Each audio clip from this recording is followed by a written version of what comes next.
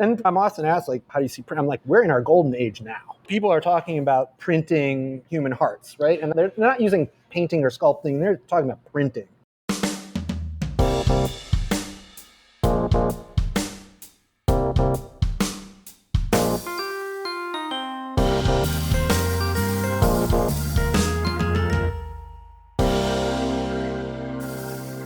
Hello, print friends, and welcome.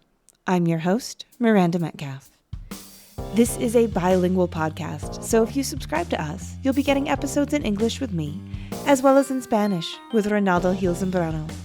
Together, we speak to people from around the globe about their practice and passions in the field of print media and multiples. Hello, Print Friend is brought to you by Speedball Art Products, currently offering possibly the best thing to happen to relief printmaking, their Woodzilla presses. Beautifully made in the Netherlands, these uniquely engineered presses perfectly combine superior craftsmanship and performance at a price that makes them accessible whether you're a seasoned printmaking pro or new to the craft. Available across 5 sizes, each Woodzilla press is precisely manufactured from heavy-duty steel and designed to apply uniform pressure without undue work or stress for the artist, while still guaranteeing a beautifully printed result at every reveal. Check out these beauties through the link in the show notes. This episode is also brought to you by Legion Paper. Legion is a fine art paper company representing the best papers in the world. They either stock it, source it, or make it. With brands like Stonehenge, Somerset, Coventry, Reeves, Arches, and more, Legion is the best paper resource for every artist and printmaker's needs. Learn more about the variety of paper Legion stocks at www.legionpaper.com. This week, we have a special episode, a double feature with our sister podcast, Platemark, in which we both release interviews with Luther Davis of Powerhouse Arts in Brooklyn. In my talk with Luther, we go over his life before Powerhouse, how he started his career as a collaborative printer by being dropped into the deep end and printing a huge Richard Serra etching, what he's learned from collaborating with 65 to 100 artists a year, and why he thinks we're in a golden age of print. And when you're done listening to this episode, check out Anne's wonderful conversation with Luther about what things are like now at Powerhouse Arts. And finally, if you want more Anne and Miranda collaborations, well, you're in luck. Because if you're going to be at Print Week in New York, join us on Friday, October 27th from 10 a.m. at the IFPDA Print Fair VIP Lounge for a BYOB coffee meet and greet among print friends. So, without further ado, sit back, relax, and prepare to be a powerhouse with Luther Davis. Hi, Luther. How's it going? It's going really great. I'm really excited for this opportunity to speak with you. Oh, thank you so much for agreeing to do the first ever double feature with Hello Print Friend and the Platemark podcast, or as Anne and I have been calling it, Hello Platemark, just in our exchange. And I'm really excited to get to know you, to get you know your story more, and that you're coming to us live from Powerhouse. So we might hear some great shop ambiance as we do the Definitely recording in will. the background, because there's people, as I saw, working hard on massive screen prints currently. So I'm just excited to get to know you more, and I'm sure hear your interesting story of how you came to be sitting here today. Well, thanks. I have to just start off that I'm a print nerd, and from the first day I started my first print class, that set this road in action. So I was going over last night sort of some of the interesting skills that got me here, and let me just start by saying I'm Luther Davis. I'm the director and one of the master printers at Powerhouse Arts Print Shop. We're a nonprofit arts institution on the Gowanus Canal that just recently launched. We've been a part of Powerhouse for 7 years. I'm working with a team of 6 master printers, and they have been with me, some of them for 23 years. So I'd just like to give a shout out to John Bartolo, Dennis Hiroshik, Chris Kinsler, Nellie Davis, Dana Zinzer, Zaire Anderson, and that's the crew. So if I use the term we, that's who I'm talking about. And if I use the term I, I'm not meaning to speak for them, but they have been printing with me for a long time. Beautiful. Yeah. And so where did you grow up, and what role did art play in that part of your life? Well, I grew up in suburban Cleveland, Ohio, if you ever fly into Cleveland, you fly into Berea, and that's my hometown. So it's one of the shortest commutes to the airport ever. My parents I was born in Germany on an army base. My parents always loved the arts and were supportive of me experiencing the arts, but they are both teaching physicians, and so science was this big thing that was happening in our house at all times. And I really thought I was going to be a scientist growing up. But every holiday, someone gave me an art, like markers, color markers, paintbrushes, paper. So someone was fostering this, and I don't remember who gave me all the art tools, but someone was fostering this artistic side of me the whole time. And from a very early age, I started copying freehand comic books. And I wasn't allowed to read comic books, but because they wanted me to read books in my house. But I was really, when no one was looking, I was drawing comic books.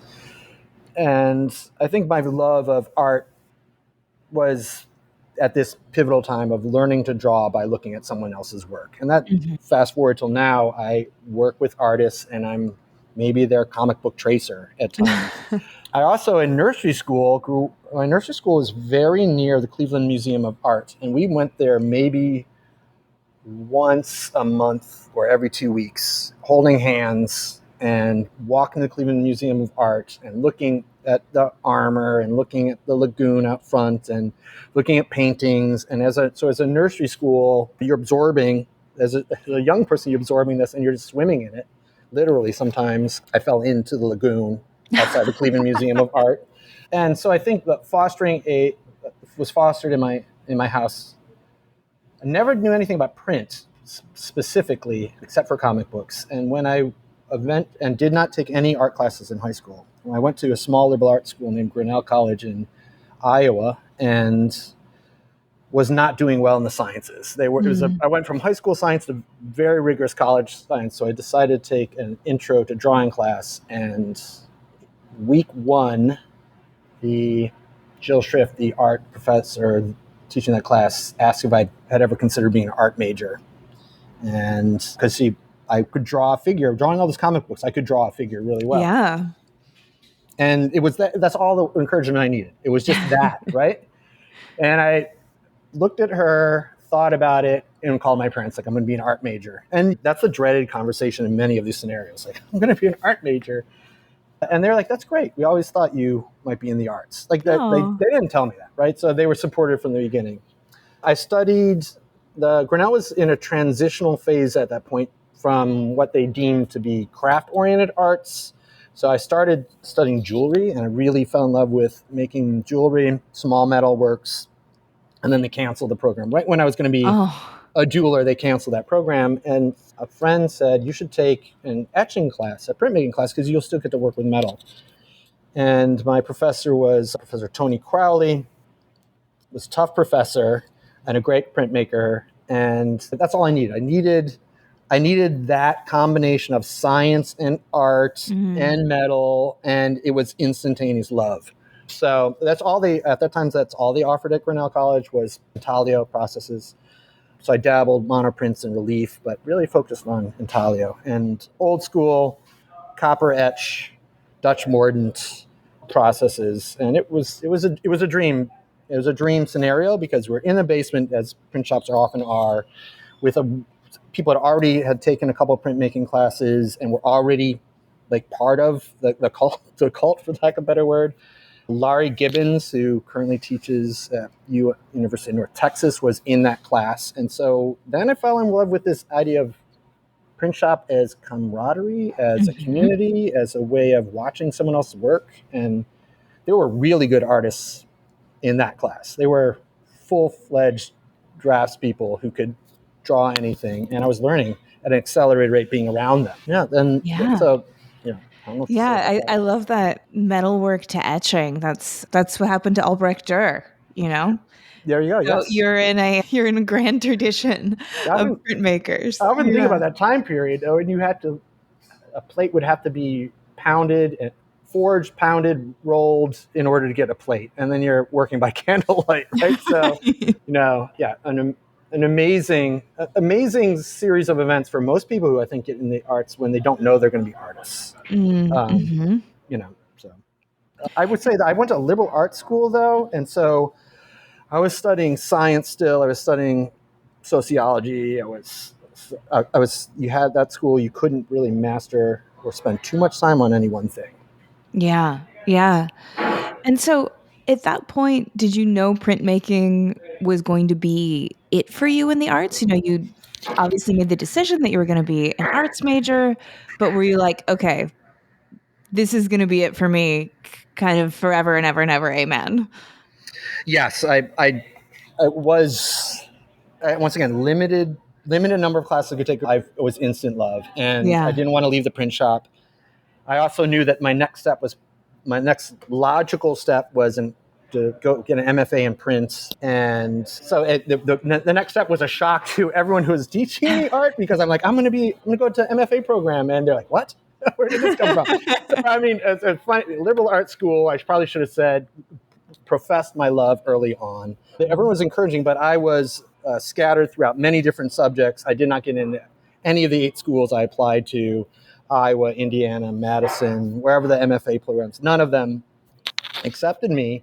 And I knew it was my portfolio. I had like one Mhm. sampling of everything I could possibly do. There was no unified body of work. There was no way of speaking about art, although I was a very good writer, because that's what that school's about. And so I I made the decision to take continuing ed classes at Ohio State University in Columbus, Ohio, at the Ohio State University. And the continuing education classes were kind of a dream, because I set my own tempo. I wasn't responsible to anyone myself. Mhm. And I was studying with people who are both undergraduate and graduate students in art, in an art environment, which I'd never experienced. And at that time, the biggest single campus school in the country, at 60,000 Wow. plus students. And going, whatever. I had free time to go out to concerts and things like that Yeah. in rural Iowa. But also doubling up, I only knew etching, and I got to learn screen printing and lithography and relief in a way I hadn't before. Mhm. At the end of continuing ed, um, I guess I impressed enough people that they asked me to apply, and got some tuition remission and got to be able to teach some classes. And yeah, it was a great. I turned a 2-year program into a 3-year program, I guess is what Yeah. I'm trying to say. Yeah. And then so what was the graduate experience like for you? Did you find it a really challenging time in a positive or negative way, I guess? Because challenging can certainly Yeah. be either or. What was your experience? Well, it was challenging in many ways, in that I was suddenly amongst art students who had been art students for 4 years, and had expectations about, how one speaks about art and how one critiques art. And while I had some exposure to that in undergraduate, these were, in my mind, professional art students. And so I learned at accelerated rate. It was a very welcoming community. The printmaking department at that time was Charles Massey Jr. and Philip Von Robbie, 2 wonderful instructors who really pushed me in completely different ways. And then there were eight graduate students in print, who, by the way, are all still in print. A close friend, Chris Danagelis, who was my MFA studio mate, if you will, we shared a show, is teaching at University of Missouri to this day. So it's really, we're still doing it. And that's the other thing: when you're in school, you don't realize that, like, this might be the path for everyone around you, not just you. Right? Yeah. So that you're in that moment as a young person, and don't realize that everyone is part of this community, will still be the part of the community. They're in it. They really are in it. So it was exciting in that regard. Ohio State had an amazing photo mechanics department, and that's something I really fell in love with. At Grinnell, I was one of the darkroom monitors, so I loaded camera and helped people process film and help them process their photos, enlarge their photos. And so I became, I think, one of the most meaningful things was I became the photo mechanics room tech, which meant I ran a 30-foot long brown copy camera and learned how to make halftones using line screens and color separations using Mhm. filters and stop bats and fix it. I learned old school printmaking photo darkroom skills, which at the end of my MFA, they decided so let me set the year so that we can be a little more descriptive. Mm-hmm. This is 1996 is when I got my MFA. So this is mid 90s. Photoshop was entering into the question. There weren't like large Epsons, but Photoshop, digital processing. I took my first web design class. I didn't even know what the web was. Wow. So, we're talking about a critical crux of technology's meeting. And the printmaking department there was moved off the main campus to make room for a digital art, the new form of media. So I was really caught in this two worlds colliding situation. And I think at that time, we're talking about challenging time. People were fighting for like what art will be and what is art. And I guess this is true throughout time, the same questions as new technologies arise. So it was really a world of, at Ohio State, a large school, you could take a photo class making holograms, and you could do a mezzotint class, and I could be in a darkroom making old school halftones. So these conversations were really important at the time. Yeah. And you were in it. What was your impression of those conversations? Were you someone who really leaned into the technological side of things? Did you think it was going to push things out? Did you think there was going to be a marriage of it? Were you thinking that this is something we didn't need? What was like being in that really interesting time period? What was that sort of emotionally like and like as an artist? I think that for me, I really thought a tool is a tool. Like we're coming into this, and a tool is a tool, and these are all new. None of these tools I knew existed until with like a 5-year window. And so here's a new tool. And so I had no like romantic notions of like Kodak photoresist as the ultimate way of etching a plate. Mm-hmm. All I knew was, wow, this is a really toxic process, and maybe you don't want to be around this, and no one uses that anymore, right? Right. So there are things that are gone from the process that were meant to leave, and then, but falling in love with giant truckloads full of copper sheets arriving. That sort of romantic thing of divvying up the spoils of the copper and cutting them down to the size of usable, that sort of thing I really loved. And so the chemistry and the dark room, I love being in the dark room. And there were no notions at the time that Photoshop would replace a dark room. Like there's no, like the tools in Photoshop was so preliminary, but they were still using things like a burn tool, and they still do. Burn and dodge tools, right? These are terms from traditional photo dark rooms that Photoshop was using. There was no idea that this stuff, one would replace the other. At that time.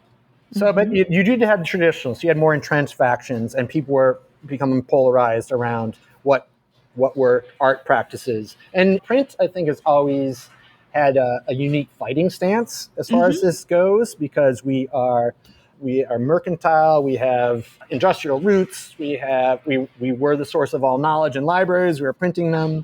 And suddenly I'm typing my first web page and not knowing that as I'm making my first website that this is going to replace the learning as I know it in many ways, right? And the conversations that we're having now. Yeah, it reminds me a little bit. I actually spoke with Simone from the Il Bisonte in Florence, their shop. I don't know if you know them, but they've been around since the 1950s. His great aunt started it, and they've did all the printed with Picasso, did all of that. And we were talking about his experience in it and having these new technologies come up. And the thing that we ended up saying is that it's like printmaking meets the new tech, and then it just eats it. It's just like you think you're gonna replace me? It's like, no, I'm actually the fish that's gonna come and swallow and make you a part of me. Completely. And then I'm also gonna smash this old technology into it and really see what can happen. 100%. I love that. Yeah. Absolutely love that. And I'm often asked, like, how do you see print? I'm like, we're in our golden age now. That's how I feel about it. Like people are talking about printing human hearts, right? And they're not using painting or sculpting. They're talking about printing, right? And so the print in the vernacular means something that it hasn't necessarily meant, and it's a disruptive technology as it always has been. And so I think that's part of the lore that we should embrace. I love that. And I also think that we're in a time where education about printmaking and exposure about printmaking is better than it's ever been. I Instagram agree. has done amazing things Yeah. for print Yeah. because it is, I think, the most cinematic process because you get your big bang, you get your moment of reveal. Hmm. And the other sort of major schools of art and media, I mean, you've got your opening of the kiln, Hmm. but that it doesn't even that doesn't have the, like, where there was nothing, there is something now, to the same extent that print has. And so it's great for the that moment, no matter how much goes into leading up to it, but that moment of the reveal is wonderful for this shortened attention span, It for sure the is. TikTok 3.5 Yeah. second golden Yeah. hour, And you right? can also incorporate the sound of that plate Mhm. peeling the ink off, that stickiness, if that's in there. Yeah. No, that Totally. I often pick up a print and smell it first. The first thing, my instinct is to smell it, right? And so that doesn't come across necessarily Yeah. on social media, but the sights and sounds of art making, right? And by the way, to recap what you said, we have active studio behind us where we're working on roughly 40 different projects right now at the same time. And Yeah. so this moment of reveal is still the juice that I'm seeking. It's still the Mhm. magic. And even though I've made a million prints and I have expectations what's going to happen, that first one is pure magic. And this is for Yeah. someone who's I'm not jaded at all. I really love it. As I said, I'm a printer. But that first reveal is still like, oh wow, it worked, or Yeah. like, oh, that's why did that happen? And then so, it's always a new thing. And It never gets old. It's magic every time. we at Powerhouse Arts, we do have ceramics, so we are having a big kiln reveal, Oh, and nice. we do have something called a ram press where you can very printmakily make objects and vessels. So I'm what I'm learning, and I'm not disagreeing with your idea of print as the ultimate reveal. What I'm learning is that everyone I'm watching using their tools, that the common thread is that excitement for that thing, right? That for that thing to be born. And that's part of collaborating with artists that I love so much is when you're a printmaker sharing a shop with other artists, you get to watch their amazement through the process. Yeah. And that's social media, right? That's what, we're going to harken back to what you just said.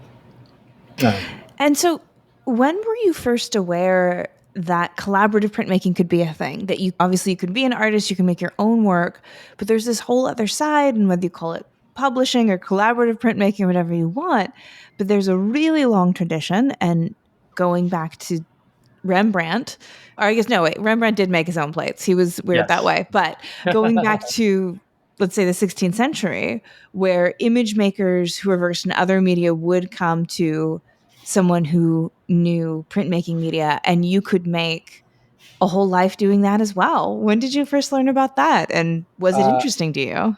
so I think that it was at no time did someone say this was a thing you could do, right? That Hmm. as like a group effort, as a collaborative spirit, until I actually got into that world. So the part of that path, I think, in undergraduate and graduate school was the art as a solo practitioner.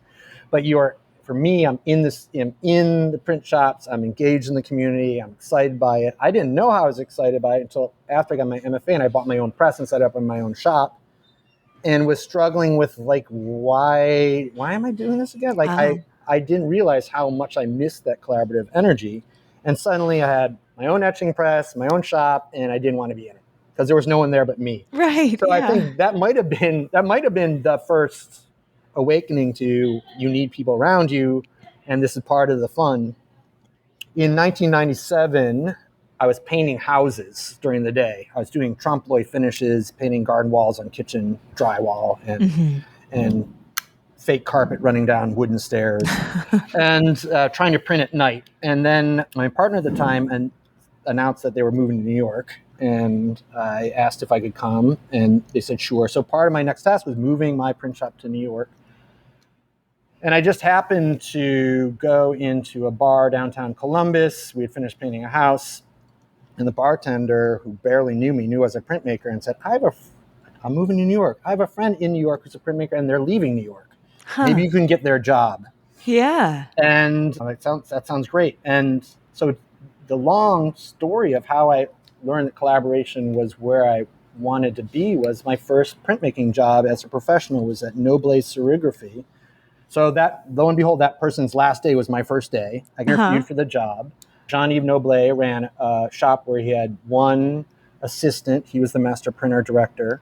A wonderful shop where I got to meet some of my absolute heroes of art, like people I wrote my thesis on, Oh, nice. um, like within the first weeks. So, and got to actually sit down with artists and talk about how they make their art and how I can help them make their art and feel needed and wanted and know that I didn't have the answers and that I would have to ask other people for help. Mm-hmm. So that I think that's where, to answer your question, that's it. Working for Jean-Yves Noblet, late 90s, Meatpacking District, New York is where I really learned the love of collaboration. Yeah. And so at what point did you decide to start your own business or endeavor in working directly with artists yourself and producing limited editions and working with artists that you were excited about? So that I have always worked with a sponsor, if you will. So Mm-hmm. Jean-Yves Noblet, the master printer I studied in, gave me great access and a huge wealth of knowledge. And I just want to go back to Jean-Yves as my mentor, who I had into print jobs. My first print job that he hired me for was printing a huge Richard Serra etching Oh my gosh, no for pressure. yeah for Leo Castelli's 90th birthday portfolio, which included 9 of artists he made famous and 90 prints, 9 artists. And this is the first project as a professional printer I stepped into. And so Richard Serra, Bruce Nauman, Roy Lichtenstein, Rauschenberg. I'd have to Google to find out who. So That's I mean, honestly, that's enough. Like just yeah, those guys. yeah, it was. And stepped in, and the Sarah was really interesting project in that there were no guidebooks to. There was a aesthetic, but no one who was doing Richard Serra etchings, Gemini, or anyone else wanted to tell us how they did it. So I had to start with what I knew from graduate school, learning from Philip von Rabi, and apply like what could be the next steps if I had Hmm. more money and more resources. And sorry, this is a long way of getting to your story. No, To I'm your question, this is a really fascinating idea that your first project is to be just dropped into yeah, the. just absolutely parachuted in and like so excited. This is Meatpacking District, 1997. My shop, Nobile Serigraphy, was 2 floors above Matthew Barney's studio. He needed scenic painters, so every once in a while at night I would go help Matthew Barney with his projects. Above us was a skateboard company called Zoo York, who was just getting Mhm. started. So there was fashion and skates and stuff happening there. And it was the meatpacking true. Like we talk about the meatpacking district in New York from this antiquated notion of there once was a meatpacking district, but there was blood on the streets, carcasses Wow. came in on trucks at 3 a.m. and were swung on like this trolley system and it disappeared in a building to be processed. So as I said, I parachuted in for Leo Castelli's 90th birthday project and had to sort of tackle a project as a collaborator with an artist who would never give me an input until they saw the final thing. Wow. Which was really fun because they were big. Each print took 1 pound of ink. Each print, an entire can was one can of ink. And then I had to come up with ways of drying and all this stuff. So I was inventing. But meanwhile, I met Lothar Osterberg, who's an amazing photogravure printer. And I wanted to say that in Noble Serigraphy, at this time, Jean-Yves' wife, Karen McCready, had a print gallery as a sole representative for Crown Point Press in New York and worked with Tandem. And so I would open up the elevator doors and be confronted by the best prints I'd ever seen in my life. And it was rotating. Every day I get schooled, Uh-huh. right? And so I'm wiping these Serras and just looking across at the space at a Diebenkorn or whatever it was that was up. And just like measuring my little steps based on truly great work in print that was just the daily schooling. Yeah. let alone everyone else who was coming in there. So to answer your question, I never really wanted to do it on my own. And when tragically Karen McCready died in 2000, coupled with a giant dot-com surge in real estate prices in New York, Meatpacking District was on fire at various times those last years, as I think people were, I guess you are going to quote me on this, but as buildings were mysteriously set on fire, like multiple ones in one summer. Yeah. So I think artists were pushed out of that community. Print was leaving, meat was leaving. And Jean-Yves saw the writing on the wall, also with the death of his wife, Karen, and sold his shop to Axel, Bertrand Delacroix. And it's a beautiful shop. Formerly a shop called, before it was Noble Serigraphy, it was called Chromacomp. It was so historically a shop that Andy Warhol would subcontract work out to. So we had pedigree equipment and machines, and it was a beautiful facility. So I went with the machines. So from there, I was asked if I wanted to direct the next shop as an only employee, and went where the machines went. I think this is common in a lot of printmakers' scenarios, is that they follow the presses, right? Yeah. The printer is just sort of, handcuffed to the machine. Yeah. And gleefully so in this case. And Bertrand Delacroix, who bought the print shop, built a bespoke shop around what I thought my needs were at the time. We had one semi-automatic screen press, a brand press, and a lot of racks. And we built a shop from scratch with architects. It was so that I went from there to how do I build a shop? So this is where your question is, how do I build a shop? How do I staff a shop? John Bartolo, one of the master printers here, was my first hire. This was 23 years ago. He got the job as a side of moving our shop as a side job from his paper restoration job. And so he just by default, became our first print shop employee. And he had a lot of paper handling experience, but hadn't made a print. And so we sort of just grew. So that shop, XL Editions, survived for 15 years on Atlantic Avenue. We worked with some amazing artists at that space. It was a really interesting Art Deco building that was known in the neighborhood. And I would say during that time, I learned that the title master printer, which was bequeathed, many people find that title master is problematic, and it is in many regards, but the master in this was mastering skills in my mind, and mastering, you're mastering running a business. So many skills to sort of learn and grow into when you're trying to run a shop. And that's what that 15 years really was. And so during that time, are there any particular projects that stick out to you, whether they just have a good story attached to them, or they have a name attached to them that you still look back on as a delight to work with? Because, you just are sort of like, it's just 15 years, but surely many things happened to time. So many things happened. Some projects carried over from Noble Serigraphy to Axel. One was Kara Walker's portfolio, Emancipation Approximation, where we, Jean-Yves and I printed the bulk of the edition, and I had to print the frontispiece at Axel. While that building was being built around us, we were doing etching editions in the basement, while construction workers were all around us. Wow. But just out of curiosity, did the construction workers ever notice what you were printing? Yeah, Kara Walker's work tends to be kind of head-turning. Yeah, so there's a lot of interesting work they were doing where people were like, what is this thing you're doing? No, so that's the other thing.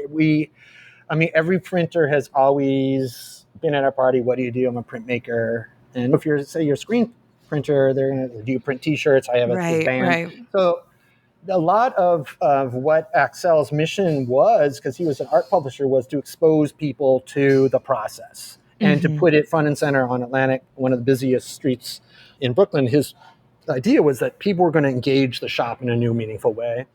So yes, the construction workers, the framers. Bertrand had been selling prints for years, but now patrons could actually see them being made. So we were I wouldn't say we were a teaching shop, but we were on display for. And also, I want you to keep in mind that we were battling the new digital revolution, right? And this thing had entered the market this time called G-Clays, right? Which I don't think anyone uses really, and they use archival pigment print now.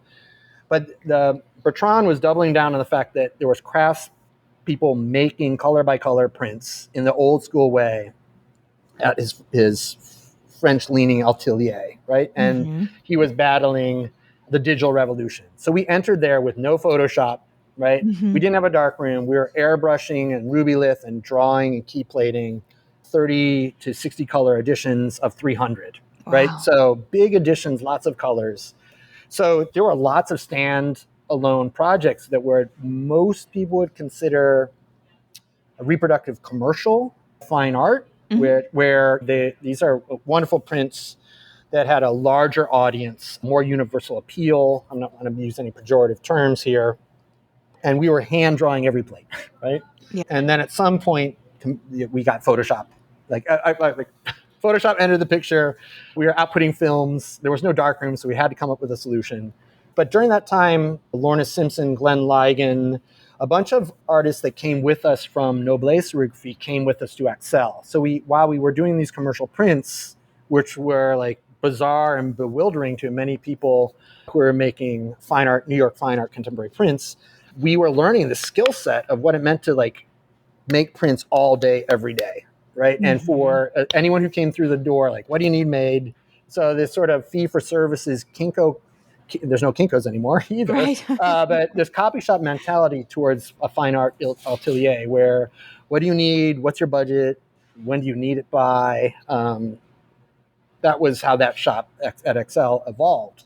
And so some of the seminal projects, working with Lorna, working with Glenn Ligon. At that time, there was a gallery called Exit Art, and every year they released a portfolio. And we did, for many years, every artist in that portfolio. So we were getting access to some wonderful artists that way.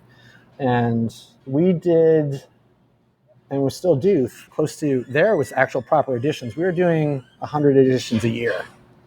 And so, and standalone print. So it's hard to pick out a clear, from that blur, it's hard to pick out clear, like, these are the things I'm most proud of. But Yeah. besides the artists that I mentioned, one of the things that came from that period that was most meaningful is that Glenn Baldridge and I formed a publishing company called Fourth Estate, Mm-hmm. FORTH Estate. And we formed it from an interest in making prints with people that we wanted to see published and friends, right? So one of the problems with being a contract printer is that you only get to work with artists that you're asked to print. And you can't just go into a show and say, wow, this artist will make a great print, and how do I get to work with them? So Glenn had the bright idea of, well, let's start our own publishing company. We'll put sweat equity into it. We'll print it ourselves, publish it ourselves, sell it ourselves. And then we'll get to work with artists that we want to work with. And most of them were friends, right? And so the idea was that we would, on the weekends, get a 6-pack, make an edition, right? That sort of print shop mentality. And and I didn't want to leave the print shop. So it was a great way of working for a long period of time. We did some really sort of interesting cutting edge prints for that time using UV technology that no one had been using, UV cured inks that no one had been really using at that time, some hybrid processes, joining forces with Phil Sanders at Bob Blackburn and other print shops, and really trying to like extend a conversation to our generation, because we weren't being invited to show at IFPDA. We weren't being invited to show at EAB at that time. And so we just thought we'd forge our own path. Yeah. No, I love that, because I think so often it's hard not to be out in the art world and see artists where you're like, oh, I would love to see them do a woodcut. I would love to see this in a lithograph. I'd love to see this in an etching. Mm-hmm. But Yes. they may not be in a position where they can have a gallery back an edition for them or whatever it is. And so to just have a place where you can manifest the prints you want to see in the world, that sounds so rewarding. It really was. And at that moment in time, once again, so this is 2005. The web was a thing, right? Mm-hmm. So the internet was a thing. Old man says web. The internet was a thing, but not everyone had websites. Artists didn't have websites. It wasn't a sales platform the way it is now. Right. And so the fairs were still a place you would show. And so you're working kind of you weren't posting things on Instagram or Facebook at that time. You weren't marketing yourself as we market ourselves now. So you would get together, you'd make an edition, you'd wait for a fair cycle, you'd show it.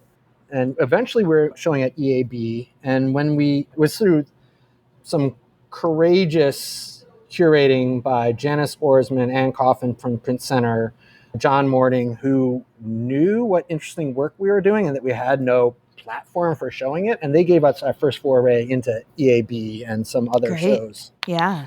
And so we were entered into the field of like, wow, we had this body of work and no one's seen it. And it got gobbled up. And so that we at Fourth Estate was active from 2005 to 2015. And in those pre-marketing yourself, selling things on the internet, we would roll into the EAB and just be collecting checks and cash, and that would feed us for the next year and sponsor all of our further publishing. At some point, that turned where people would take your business card and think about it. Right. And then we had become online salespeople, which we never were. So yeah. And so with all the experience that you've had with Axel and then Fourth Estate and all of that, what would you say are some real gems that you've mined in that experience for the experience of collaborating with an artist and making something that you're both proud of and that you come away thinking that this was a positive experience too on the other side? That's a great question. I've had a great time listening to your podcast and Platemark and listening to everyone's approach, being so specific to their shops and their locations and often their climates that they're in. Totally. Yeah. In Brooklyn, when I started directing Axel, I was seeking out direction on how one does this. And they were like, kid, if you come near my print shop, I'm calling the cops. It was that mentality. So I had to sort of invent the process that would seek the high demand that we were finding. Right. People wanting work next week. And silkscreen is that kind of process, right? We were also doing etchings very, very quick pace.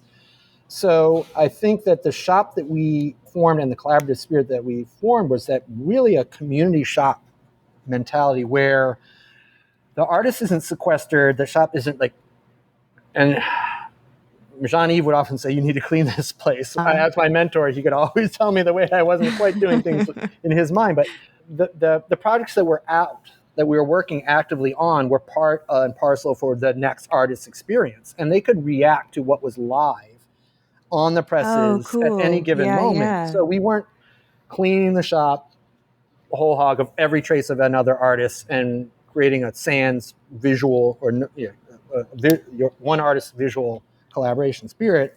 There were artists coming in and they were meeting there. They were responding to work on the racks. I mean, I remember once we had an artist a designer we were working with, and they said, I really would like this to look like, I don't know, I'm really a big fan of Rebecca Quaitman. And I'm like, Rebecca? This artist? Like, so in the next press, Rebecca was working. Rebecca, this artist would love to meet you. And so these sort of things happened all the time. So the collaborative spirit that is rewarding, I think, for me is the fact that they're actively engaging the artists on what their project means to them in the moment, reacting to sort of and I think this is what perceived notions of the project might be going in. We are trying to adapt this process of whatever the print process we're using to the artist's needs and aesthetic, and trying to be inventive each and every time in a new way for the artist. And so screen printing, there's tons of new materials to print on. There's tons of new inks. You can call a chemist and have them make something if there isn't an ink. There really is a kind of a universal industrial appeal to the process that the artists, like, you can source materials, you can do R&D. So the collaborative energies of one R&D for one artist then feed a few generations of artists as well, but also the long-term 25 years of doing this. Some of the artists that I started with 25 years ago, we have a shorthand of talking about the work that we're going to be making. Remember that time in 2005 when we did, and we pull up the thing on on the internet of like the image and like, how did we get this? And then maybe we documented, maybe we didn't, but then we can lean into an older work and mine it for this new content.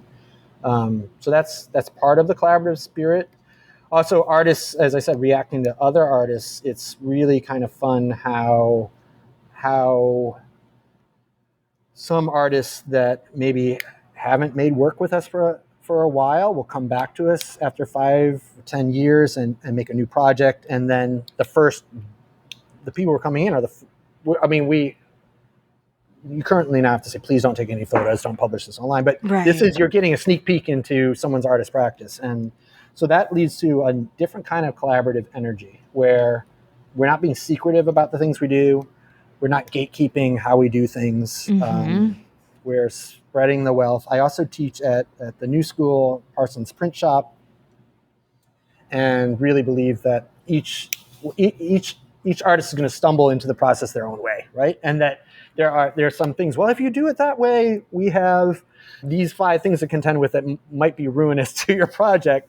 But like pick the one thing, right? And not all of the 5 things. Yeah, it's so, I think we have, as collaborators, we have a bag of mistakes that we made that we lean into, right? Yeah. The impression I got from it really is that it's difficult to make broad sweeping universal, here's the key that will fit every lock. Here's the missing puzzle piece for every project. Because as you spoke to, studios are different, artists are different.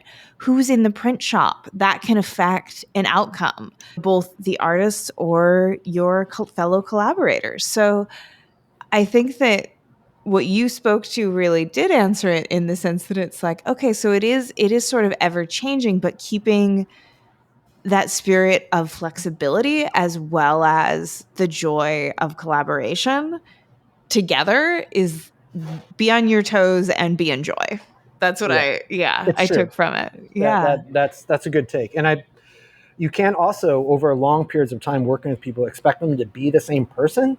That like a year to year, they come in and might need to be rekindled, or they come in so hot that you need to we need to take a step back and we need to plan this out. So yeah. Also, don't want to speak for my wonderful print team at Powerhouse Arts, but each one has a different way of collaborating too, which is really fun to watch all of them mature over this long period of time, from maybe not knowing how to collaborate, and I didn't. Jean-Yves was my best sort of case for how one collaborates, and Jean-Yves was always like, let's just try.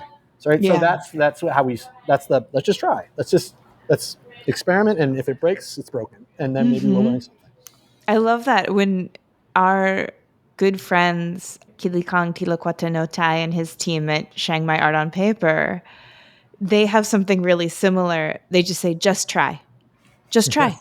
Just try. So it's just like, it's like that spirit, even several thousand miles away, and the print shop is still there, where particularly for me, where I'm like a really logistic person, I want things to be safe. I'm, a planner. And so if we're working on something, I'll often come with like, well, if this happened, then this will happen. And if this happens, then this will happen. And he's just like, shh, shh, shh. Just try. No, it is true. And I think that, by the way, the level of trust that one has to have for just try, and then collaborative energy too, is like, I have this other thing over here that we could try that's sort of like this. And so Mom often asks, like, do you make your own work? And occasionally I do, but most of the work that I want to see made, I get to work with other people's process. Yeah. So if I'm in the shower and I have, wow, I could suddenly have, and I don't think eureka moments happen, but when you're best rested, best in your moment, you're like, wow, I have this idea. And in my case, I like, who would love this idea? And then I get to send the email, give the call, like, I've got this idea for a print project. And so I think part of the artist practice that is ongoing for me, and this love of the materials and the matrices and everything, is that who could best use this idea or this concept. And so when that just try is then, when there's trust with the just try, right, then it's another level of collaboration. Yeah, absolutely. And we're collaborating with 65 to 100 artists a year. It's amazing. In a very and we're trying to create a unique environment for each one to the degree that I've already described.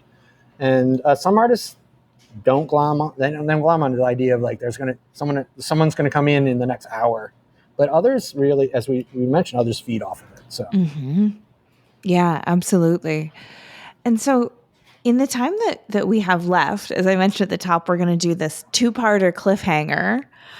Maybe you can kind of walk us up right up to Powerhouse, sort of, and then when you chat with Anne, it can kind of take over from there. So what happens in between 2015 and working with Powerhouse for you? well, the fascinating turn of events were that Bertrand Delacroix, the owner of Axel, died tragically in a hang gliding accident. Oh my gosh. And hang gliding was his joy.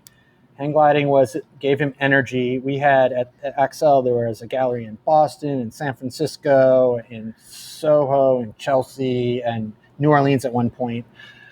So being up in the air, far above and not being able, no one could connect with him, right? Right. There's no like emails, there's no phone. He would actually fly with one of his dogs, which was a thing. The dogs loved it, apparently. I wasn't ever a part of that, by the way. I've seen some things online with dogs looking very chill on hand gliders. So apparently dogs love hand gliding. Yeah. Pugs. They're specifically pugs. So it was a tragic turn of events. We got the call, and I was like, that's it, right? That's the end, right? And we had built this dream shop, this dream world, and all these clients we serve. That's the end of Axel. And I've got to wrap up projects. Bertrand didn't have a will. Oh wow! And no next of kin, and so all of his estate went to his mother and father, and I'd been printing Michel Delacroix's work for years, and they gave me all the equipment. Mm-hmm. And it's just like, Luther, this is your shop. You should have it. And we were given a timeline to wound down projects, and in that time, we were starting to look as a group on what our next steps would be. And so we developed business plans. We looked at shop spaces, and it was not good. The real estate market at that point recovering.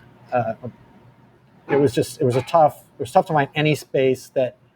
Well, Bertrand, I'm going to be honest. Bertrand never really charged us rent. So we had a studio where we never had rent, and suddenly we were entering a market where we had rent. And we were famously covered all of our costs as far as he was concerned, but we never had to pay market rent. So we were entering into a field where suddenly we were the real life exposure of what market rent would be. Right. Glenn, my partner at Fourth Estate, Glenn Baldridge, mentioned that he had a friend who had just joined a project in reconditioning a building, right? That's all I knew. And that there might be room for a print shop. And so I met with Katie Dixon at that point, who was the executive director of Powerhouse Arts. And there were only 4 people in the company at this time. And she loved the print shop, knew we were in trouble, knew that we were supporting a community of artists and a huge body of work, and knew that Powerhouse's mission was to support this kind of work. Right. So Powerhouse was formed to save and preserve a historic power plant on the Gowanus Canal. And it was in need of EPA remediation, I should say, to EPA standards, and the building needed to be saved, shored up, and preserved.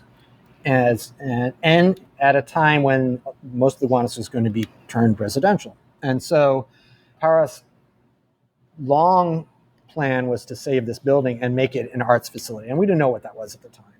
Through some a year-long series of roundtables hosted by Triple Canopy, and with artists and with fabricators, what came out of those Triple Canopy roundtables were that fabrication shops like mine were being forced out of the city through price hikes in real estate, and that the commercial real estate was driving us out. And we all knew that. And so Powerhouse, as a foundation, doubled down on this idea of saving fabricators' roles and preserving these jobs and the jobs training platforms they create for the New York cultural experience. And so we came on as a guinea pig. We were renamed BRT Print Shop which stood for Brooklyn Rapid Transit. Powerhouse is the Brooklyn Rapid Transit power station.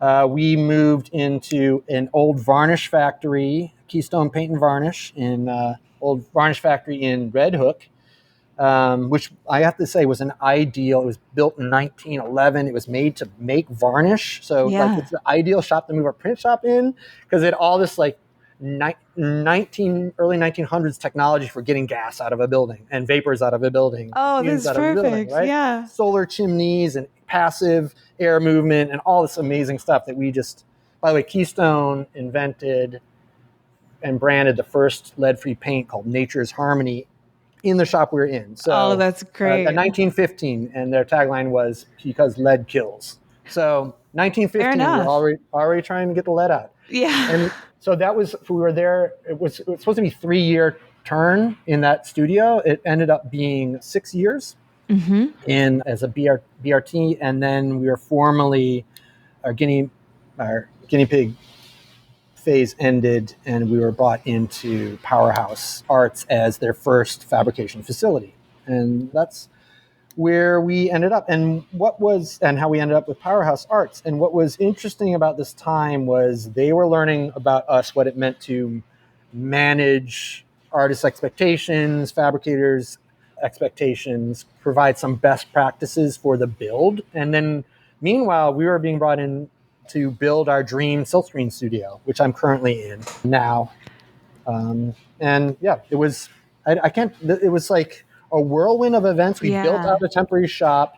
By the way, the Axel shop was built into the building. So that space, we took out the windows, swung all the equipment in, put the windows in, and we couldn't get out the equipment without destroying the windows. And we deemed that too costly. So many of the historic presses from Chroma Comp and Noble were scrapped for scrap metal. Oh, yeah. So we rejiggered the studio with everything that could fit out our elevator. We do have a lot of the equipment from that area, but so then we're in the process of rebuilding, and Wow. And there you will pick up with Ann Shafer. Right. Well, it's been a delight, and thank you. I really enjoyed very much hearing your story and how you came to things, and I'm really excited to share it and do this little double feature project with you and Anne. And I'm only a few hours outside of the city now, so I would love to come see it in person. Please come anytime. And the fabrication facilities here are state-of-the-art. They're beautiful. And recently, this year, we finally, after flying under the radar, had our unveiling, if you will. So we just opened the public's knowledge of us existing after 7 years. So. Incredible. Well, I'd love to stop by. Maybe we can do like a Instagram live tour of Powerhouse. That would be really fun. And then you'll get to smell the prints. They're here. That's the best They're part. not actually smelly, but I still. But I smell know them what you mean, like the ink and the paper. It's very important. It's the worst thing about the podcast. No smells. Yeah. Well, thank you so much, Luther, and we'll definitely be in touch with like when we're releasing it. And of course, again, I really hope to see the shop in person soon. Great. If you like today's episode, we have a Patreon where you can help us keep the lights on and get bonus content, like Shop Talk Shorts, where our editor Timothy Pauschak digs deep on materials, processes, and techniques with past guests. Also, if monetary support isn't in the cards right now, you can leave a review for us on your podcast listening app of choice, or buy something from one of our sponsors and tell them Hello Print Friend sent you. But as always, the very, very best thing you can do to support this podcast is by listening and sharing with your fellow print friends around the world. And that's our show for this week. Join me again next week when my guest will be the wonderful Jesus de la Rosa. You won't want to miss it. This episode, like all episodes, was written and produced by me, Miranda Metcalf, with editing by Timothy Pauschak and music by Joshua Weber. I'll see you next week.